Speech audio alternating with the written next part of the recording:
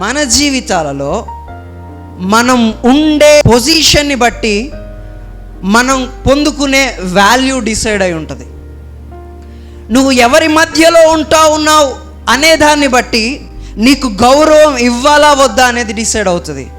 నువ్వు ఎలాంటి అలవాట్లున్న వ్యక్తుల మధ్యలో, ఎలాంటి ప్రదేశాల్లో తిరుగుతూ ఉన్నావు, జనాల మధ్యలో ఉన్నావు అనే దాన్ని బట్టి సమాజం నీకు విలువ ఇవ్వాలా వద్దా అనేది డిసైడ్ అవుతుంది.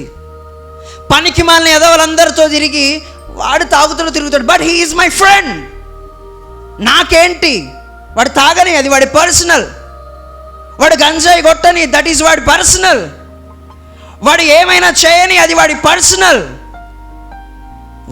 పర్సనలే.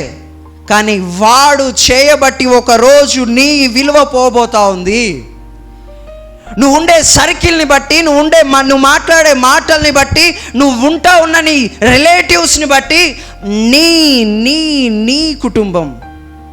ప్రియమైన సహోదరి సహోదరుడా, నువ్వు ఎంత తెలివిగా, ఎంత నీతిగా, ఎంత నిజాయితీగా, ఎంత దేవునిలో అణిగి బ్రతుకుతా ఉన్నప్పటికీ నువ్వు ఉండే ప్లేస్ చాలా ఇంపార్టెంట్.